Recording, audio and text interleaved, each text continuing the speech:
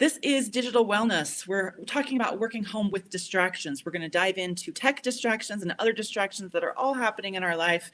I know the outside world provides a lot of distractions, but there's a lot of them in your home either as well. So we're going to have some practical tips to help you better cope with this new working environment due to the COVID-19 pandemic. So we're covering everything from working from home with children. We even got pets in there. We're going to spend some time doing some nuts and bolts, some logistics and specifics through apps and software and these tech tools. So I'm going to go into like plugins and apps and all sorts of things to help use tech to fight tech.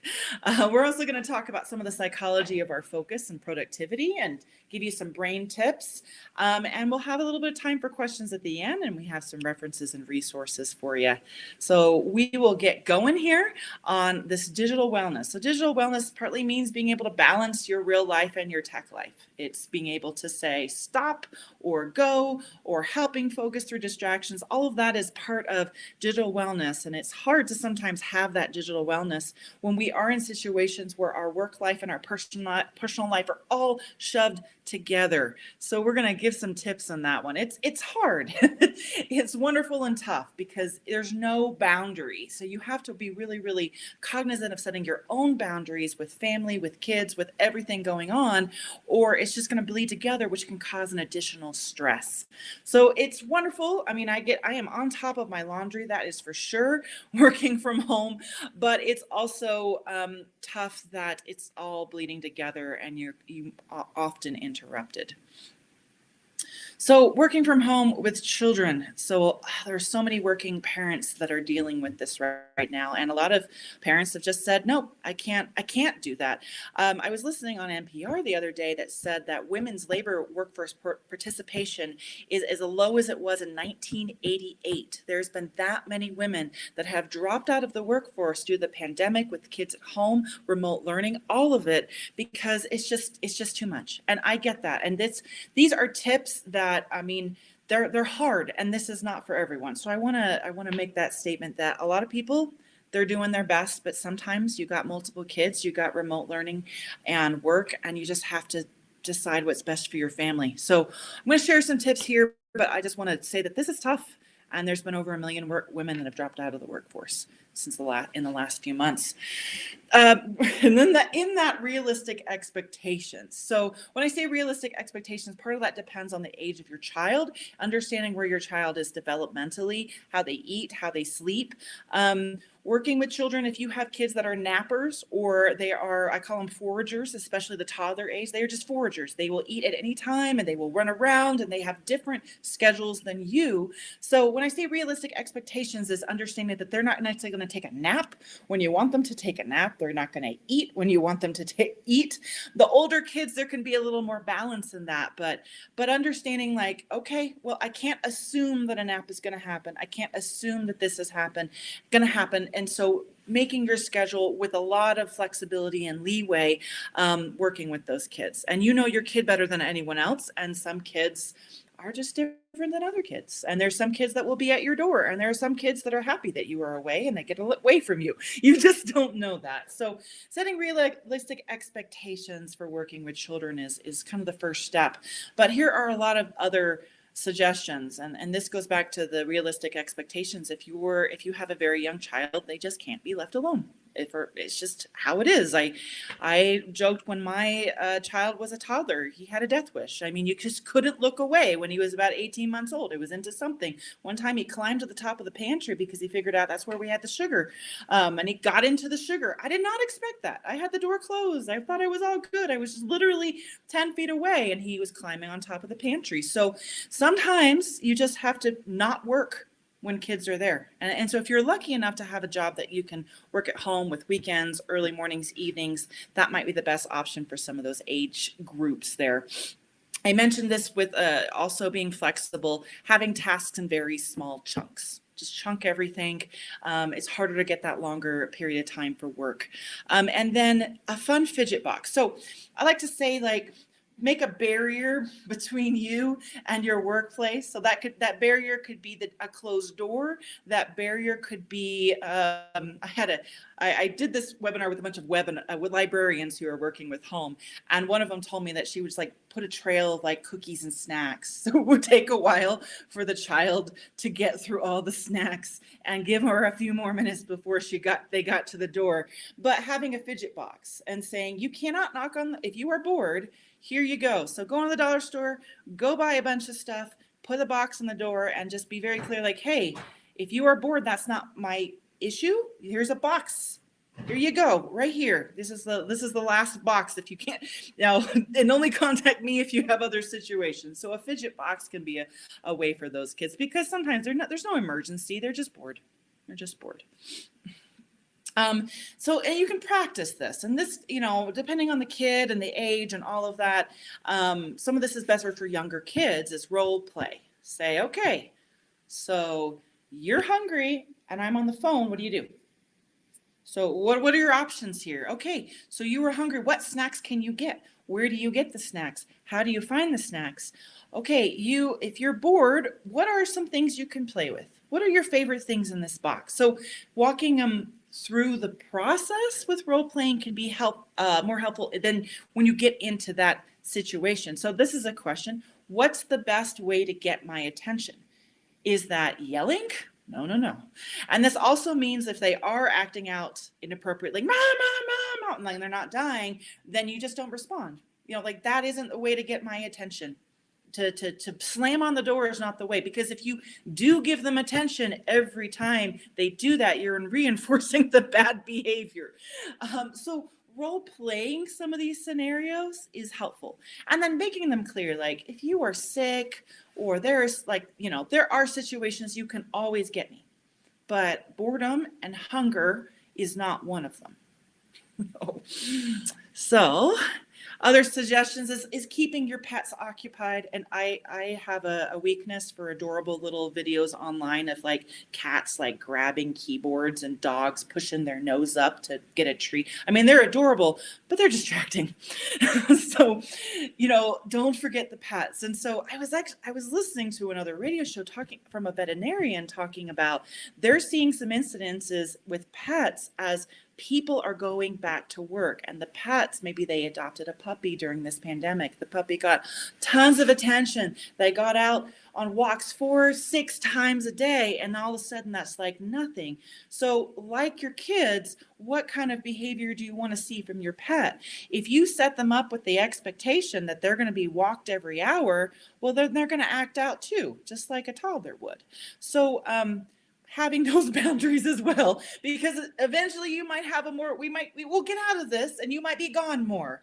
So if you are responding every single time your pet wants something and every single time your toddler wants something, you're creating some really unhealthy expectations and boundaries and routines that you might pay for a little bit later. And vets have already seen some dogs and cats and animals acting out because they don't know what to do because their owner was home all day and now they're not. And that's a big change for a pet too. So whatever, you can occupy them, get them certain toys, have them on a very strict schedule when they're taken out, so they don't like ask you all the time to be taken out. So think of that too as pets. And I sometimes our little kids are a little bit like pets too. You can't always reward the bad behavior. Don't reward the barking. Don't reward the screaming as well. So those are some suggestions for the people in your home. But let's be honest here. Some of the biggest distractions is your ability to focus, your ability to deal with tech distractions, your ability to focus. It's you. And yes, don't get me wrong, kids are huge distractions, but we can't always control what they're doing, but we can control what we're doing. So I'm going to share a bunch of specific apps and resources and then some other strategies to help you stay focused through technology. Because if you're at a screen all day, that screen has amazing, wondrous entertainment that may be much more appealing than what you're doing right now. So we're trying to use tech to fight tech, as I said. We're going to have this be a help instead of a hindrance, which it sometimes is. So this is Mila. I read a lot online. That's kind of my thing. I'm not a huge YouTuber. I like to read, but I get down article rabbit holes or like Wikipedia rabbit holes or that kind of rabbit holes. So um, being able to say, I'm going to read that later, I'm going to look at that later is helpful for your focus. So Pearl Trees is one example. That these are offline reading list apps, and Pearl Trees is free, but some of these, like, they have a premium service and they're kind of freemium, so take that as it will. But you can organize some of your acts and content on Pearl Trees, like categorize it and then come back and revisit it. Feedly does the same thing. It can organize those blogs. So if you remember back in the day with RSS feeds, I'm old enough to remember a Google RSS feed, and it would curate all my blogs. This is in the golden age of blogs, like 2009, right? It was a golden age of blogs, but it was great. I really liked my RSS feed, but Feedly does similar type of work. When a new blog post comes up or article comes up, it can like save it and organize it for you. Pocket, and if you ever use Firefox, you'll see Pocket often on the front page of Firefox because it works with Mozilla. It is a subscription-based service, but it's a permanent personal backup of articles. So you can pay for it. It's always there to read offline. Pocket also curates a lot of articles on different topics for you. Pearl Trees, you kind of do it yourself, but Pocket does it for you as well. So these are kind of helpful tips. If you are like me and love to read various different articles and magazines and news sources to save for later. If you need something a little harder here, so I'm going to give you some gradations here. If you're just, occasionally distracted by the article, those are great ones for save for later. But if you need a little more heavy duty stuff, maybe you need a blocker. And you're like, well, I'm an adult, I don't need a blocker. Well, you might. Adults are bad at this just as kids. I mean, we all get, we lose our focus. So these are a list of different blockers out there. So on them, you can block specific websites. So social media is a problem. You completely block Instagram. You cannot access it on your desktop. So maybe you can access it on your phone, but not your desktop. You've stopped it. And I like the name of that, freedom. When you sometimes take control of your own usage, it does give you more freedom. I know, it sounds weird that way, but the self-control is one free for map. This can also be a website blocker. You can add things to different lists. Now, if you want to go hardcore on this list, the biggest one is called cold turkey. So if you break the rules that you set on cold turkey, this is for Windows. I don't know if it's on Mac, but I know it's on Windows. It shuts down the computer. It locks you out. It is like done. You have to wait to get back in. You're out. So if this is a big issue and you really want to learn how to break your habits, cold turkey might be the one for you. So these are software, and some of these are free and some of these are not free, but you can also get browser extensions that will do some of this work for you. So Chrome has a ton of different browser extensions. These are just a small amount of ones that will help you block, stay focused, all sorts of those things. They might track your time. They might help you with those lists of websites to block the sites. They can give you a history of what you're doing. These are just a small selection of them, and I think they're all free. I'm pretty sure they're all free, but I made this a couple months ago, and sometimes in the world of apps, things change quickly. But browser extensions on Chrome can help you stay a little focused too. Or maybe you might even want to put these on your kid's Chromebook. If your kid has a Chromebook from school and they're having issues with staying focused with homework, you can put maybe some browser extensions on their own computers too. So those are ones on Chrome. But there are also some browser extensions on Firefox, on other browsers as well. And these are some kind of cool ones, I think. So Noisily, these are a little different. So background noise. So I have like a Pandora stations of different stations that they're not words, or they're just kind of low key. But if you want like white noise or something, or like a nature sound, that can really help, especially if you've got other people in the household or as I said, barking dogs and screaming children. You've got TVs blaring, you've got whatever going on in your house, having some background noise. And what I have found is that, so I've used Pandora for like 6 years, the premium account, and created my own. I have several stations, and it's like a mental thing for me. When I turn on that particular station, it is time for research. It is time for writing. It is time for deep work. My brain has learned that I associate the sound with this activity. So it took me a while to kind of get into that, but now it's like I only listen to certain Pandora stations when I'm doing certain work, and now I've made the connection and it is easier for me to focus. So think about your noise landscape as well as like your office desk landscape, because it is part of the environment.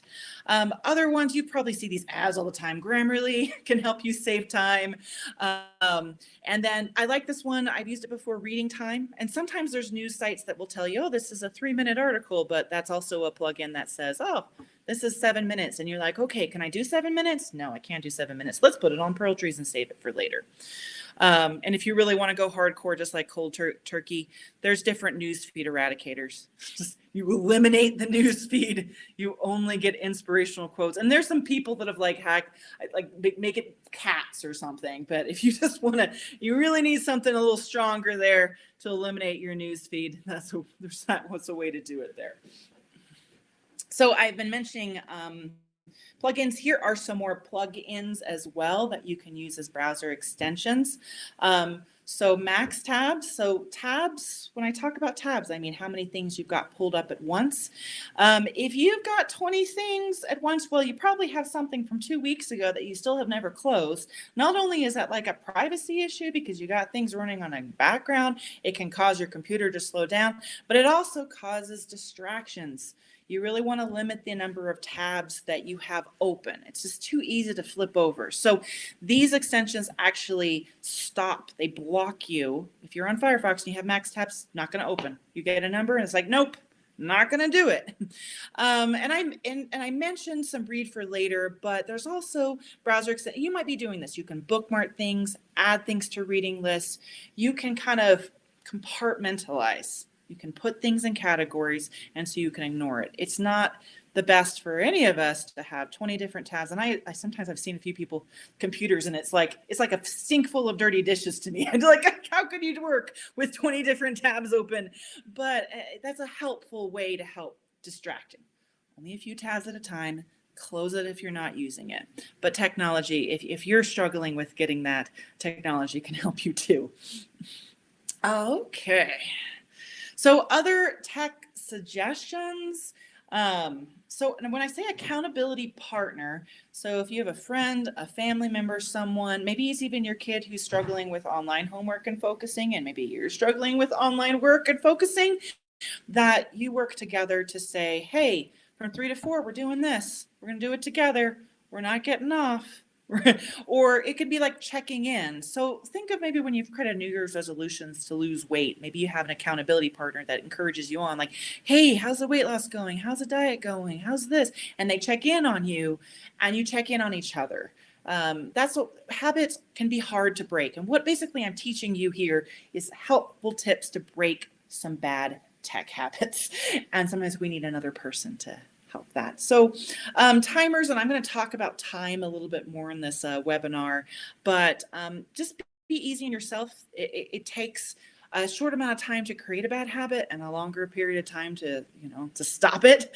So treat it like a muscle that you have to build it over time. So maybe in the beginning, you need something like cold turkey that shuts your computer down, but then hopefully you need less and less of these plugins and help, and you can just do it on your own. So give yourself some patience and time. We're all in some rough situations. So I talked about the tech side of it, and now I'm going to talk about the brain side of it. As I mentioned earlier, you are your own biggest distraction at the end of the day. So we're going to talk about prioritizing tasks. Now, this is an issue, especially with remote work, because you don't have someone in the next room telling you what to do. Your boss is maybe far away. You don't have as many check-ins. You don't see people. You don't see a teacher to remind you of things. Kids don't see the teacher all the time. So that means you have to work even harder at time management and prioritizing tasks. So we're gonna talk about some research-based suggestions to help you prioritize. So this is an activity we actually do, Digital Respons-Ability does with teenagers. We talk a lot around sleep because lack of sleep affects a lot of our digital habits. I mean, I say nothing good happens at 2 a.m. if you're 14 and you're on your phone. I mean, it's just not, if you're tired, you're more likely to engage in unhealthy habits, that you're doom scrolling or bullying or whatever it is. So sleep is so important. But when I talk to teens about this, I talk about how we have a chronotype. And it's like a genotype. You are born, you have some genes, and there's environmental factors that affect this, of course, too. But we are kind of one way or the other. We're born kind of early birds or night owls. Now you can switch it up a little bit, but your chronotype is fairly set. I see this in my kid, 5 a.m. for the first 6 months of life, 5:30 a.m. for the first 2 years of life, and now we're at 6 a.m. and he is on the dot, 6:15. He is an early bird. So, and that's always how he's been, and he will dip, and that will change when he's a teenager, but it will probably go back up again because teenagers are a unique time. So what is your sleep cycle? I have teenagers map out my sleep cycle. This is mine. I'm up between 4 and 5:30 roughly. I get a surge of energy and then I start crashing down around 3 or 4. It's just a long crash. So understanding your sleep cycle, your chronotype can help you kind of hack it a little bit, can help you be more productive. Now, unfortunately for the world, we are set up for early birds. But if you are not an early bird, this is tougher, but that also means you need to be a little more creative on when you're scheduling the most important work. Now, when I say most important work, I'm referring to this concept of deep work.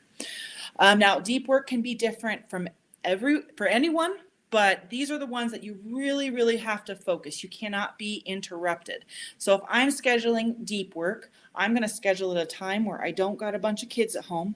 I'm going to schedule it at a time in the morning because I'm an early bird when I'm most productive, and I'm not going to push it. If I don't get it done in the morning, it doesn't get done because I'd rather push it back another day than do it poorly and have to do it again.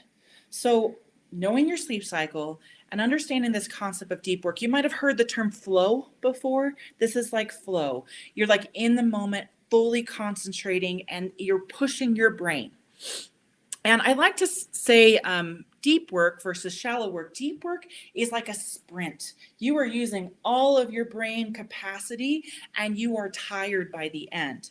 If you are doing a deep work, you might feel exhausted even though you've just been sitting in a chair. Shallow work is a little less. You can do this while you're distracted a little bit and there's a little bit more noise. So I recommend, and I have found this to be extremely helpful in my own personal life, to separate all your tasks between deep work and shallow work. Now this is like my list, but your list may be different because it depends on what your job is and what you do. So I deep work or things like writing. It takes you really got to concentrate to create. When you're creating something, when you're making something, that's deep work. When you're, I'm kind of buying or I'm grading. I shouldn't say that to my students. I'm grading. I'm kind of halfway focused there, whatever it is. So versus shallow work. Now, just breaking it into tasks can help you prioritize. And then I can say, okay, well, this deep work, I need to schedule this at certain times of the day. And then the rest of the day, I schedule shallow work. And it really makes you much more productive. So whatever your categories are, think through it. And and when you are tired by the end of it, you're tired, but also a little bit energized. You're like, oh, I got stuff done. That's probably deep work. If you're shallow work, you're like, oh, blah, blah, blah. You're not really thinking that's your shallow work. So like I was saying, our brains, a deep work is a sprint. Think of it as a physical thing too. Your brain is part of your biology. It can only handle so much. So you want to use it strategically. It's like you work out on certain times of the day and not on other times of the day. You're not going to be lifting weights for 8 hours. That could hurt you. That makes sense. So think of it this way and strategize better. Work smarter. So here are some tips to work smarter. So I already mentioned knowing your chronotype, knowing when you're awake, knowing when you're tired. I mentioned categorizing deep work and shallow work, but here are some research-based ways to take a break. So this is from one productivity app, 52 minutes work, 17 minutes break. You do need breaks. Now, sometimes when we get into the flow, when we get to some of that deep work, we can just go longer than that. But in general, for most people, this is, we're kind of working around a sprint. You need a break here. So there's also, you might have heard this Pomodoro, did I say that? Pomodoro technique. It was initially created by a chef who had a little tomato timer, and that's where this technique kind of came out there. So this research from the productivity app says 52 minutes on, 17 minutes off. Pomodoro breaks it up a little bit longer, but a Pomodoro helps you grow that muscle and grow that focus. So you have a task, and usually it's about 25 minutes. Then you have a break, and then you go again. So this chunks it a little bit more, and then you can take a longer break after 4 Pomodoros. So you're working like 2 hours roughly there.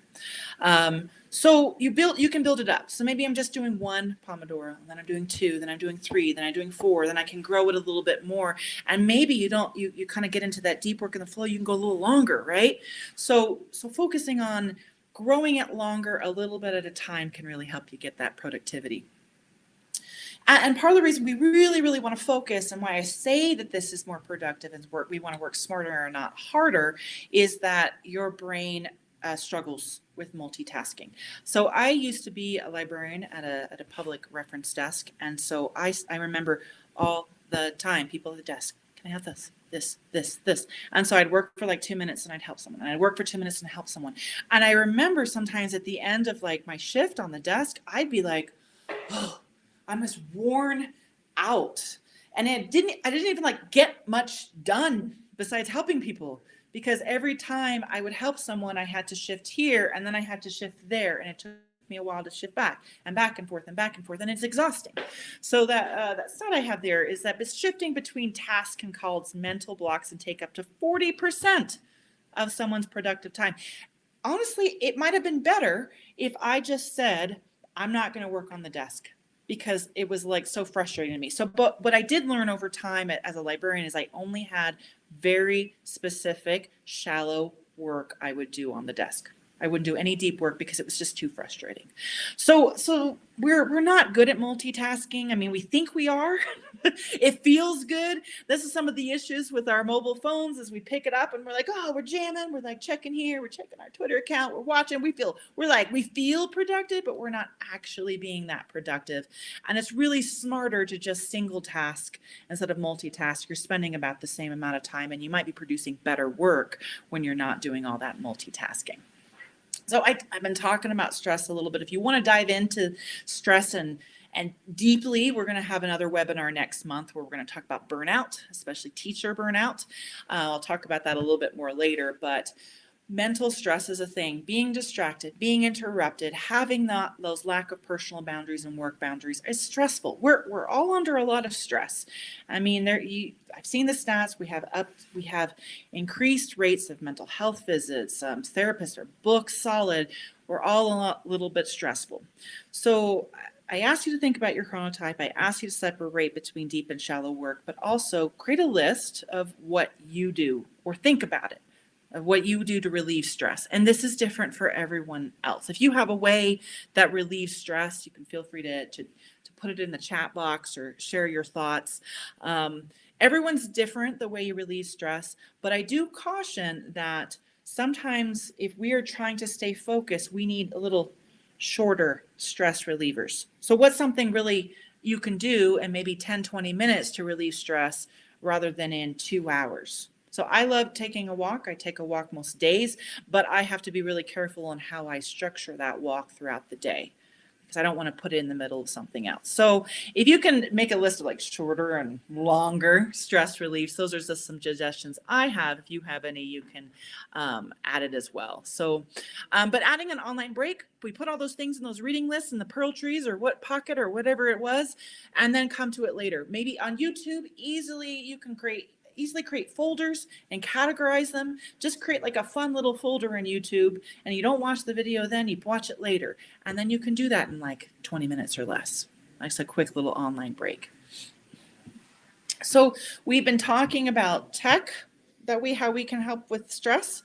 We've talked about our brains and how our brains work. And now this last section, we're going to talk about environmental changes in our work environment. Now, I've talked a little bit about this in terms of like noise in the background, in terms of like having different plugins and apps to help adjust our environment, but I'm talking some non-tech environmental changes here because a little bit can make a difference. If you are a fan of a lot of this productivity work, CGP Grey does a really great podcast. If you're familiar with some of his stuff, he does like Hello Internet and some others, but it's called Cortex, and it's almost all about productivity tips. And he had a really great podcast on how adjusting things on your desk and these environmental changes can really help your mindset. So what he suggested, let's say like I am a student and I don't have a lot of room and I have like a table. He said, well, do this work on one side of the table and then get up, shift your computer, do it on the other side of the table. Small environmental changes can really help our productivity. So first of all, this is a tough one. Watch your posture. I'm struggling with this as well. So I think we all are. We kind of slowly crouch during the workday there. But if we want better posture, here are some tips. Feet flat on the floor. So that might mean you need to adjust your chair or not, but having your feet flat on the floor, that's like a base for some good posture here. Use a footrest. If you are a short person, then it's better to use a footrest than do something else. So I've even seen some like footrests that move up and down. Maybe you can get a footrest that massages your feet. That'd be cool. Whatever it is, try to keep your both feet flat on the floor. Monitor arm's length away. Now this is hard, and I'm not always good about that. My hands like go down on my wrists, because you have to keep it upright. But I don't know if any of you are piano players, but I used to play piano, and they would have me do the same thing. And my piano teacher would actually have me do exercises where I would have to pull up my hand, and she'd swap my hand a little bit if I didn't do it right. That'll reinforce it. So you want your hands up like you're a piano player, and you want them a little further out. Just kind of thinking like you're playing piano on your laptop there, along with your feet. And I have kind of old-fashioned illustration, but it's true. You can have your ears, shoulders, and hips stacked in line. This is good for standing. Try it as well. Stacked in one line. Your head isn't protruding forward. This is something I struggle with because I often work at a laptop and the screen is smaller. So I bend forward a lot with my head and then not crossing your ankles and legs. So we don't always notice our posture issues until the end of the day or week after week of this. There's already issues of screen neck of people looking at their cell phone day to day. But if we have more screens and we have remote work, this issues of posture become even more important there. And this is tough stuff. So maybe just get your accountability partner to swat your hands every time you mess up there. And I mentioned this earlier, separating your work from home. And now it can be very, very subtle. This is what I always do when I work from home. If I am eating, I never eat at my desk. I leave the room, I go downstairs at the kitchen table and I eat. And I don't do work at the kitchen table. And then I shut it down and I go back upstairs. Now, could I easily eat at my office desk? Yeah, it would be no problem. I could do that, but it's a mental thing. It's like the certain Pandora stations and music that you have. It's environmental. It's a little trick. So I don't know if any of you were like me. I still sometimes struggle with this. I chewed my nails and it was a bad habit. And so my mom would, try to remind me, but it's unconscious. So a lot of these bad habits, we don't realize we're doing them. So I was one of those kids that got like the bad painted, the tasted bad on my nails. She painted like, it was like onions or something on there. So what you have to recognize is that we only have so much willpower. I said our brains get tired. We lose our focus. It is hard to keep up with good habits and not chew your nails, keep your posture. So we need a little help. We need a little bad nail polish. We need to change our environment to make those fixes to make it easier on our brains. I think humans have proven that we don't have quite the willpower. No one would be overweight and everyone would go to the gym and we'd all meet our New Year's resolutions every year, but we don't because habits are hard to break. So part of that is like getting dressed, having certain environments, sounds, opening windows, closing windows, moving to other side of using a different chair, maybe have an office chair and a different chair, whatever it is, separate it. Find a separation in your own way. So I'm wrapping up here. I've been throwing a lot of information at you, but I'm going to go through some references and resources, and you are welcome to put your questions and answers. I do want to flip over a little quick and mention this again, this other webinar that we have coming up. We dive into some of the stress topics, and teachers are dealing with a lot of stress. I mean, there's some statistics out there that they're pretty rough. Teachers are sometimes working in person and online. They're dealing with parents and administrators. They're trying to adapt constantly and pivoting constantly in a changing environment with their own distractions at home. So we actually are bringing on the managing director of Mindfulness Utah. So we're going to do this together. I'm going to go over some tech tips, and she's going to go over some mindfulness tips to help your brain as well.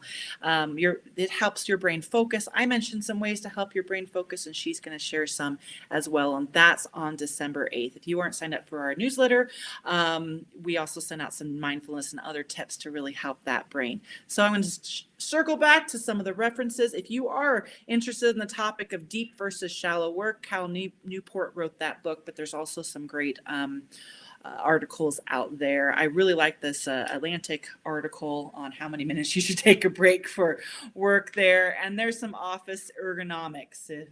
Get a better chair. I've actually been looking at some other office chairs, but I did not realize how pricey those are sometimes. Thinking I want a gaming chair, but they're not cheap. But that being said, if you're 8 hours in a chair, it might be worth it. So this is my information and Digital Respons-Ability's website. We are doing free webinars every month. We also have some archived webinars. Last month, we talked about technology and media literacy. We are doing, as I said, teacher burnout. We're also going to have more in January and next year. So every month you'll find a free webinar, and they are archived there for you to view at other times. So I will kind of start wrapping it up and turn off the stop recording. I wish you all luck. This is a tough topic, and I hope that this can help you all be a little more digitally well and feeling great in these really stressful times. So thank you.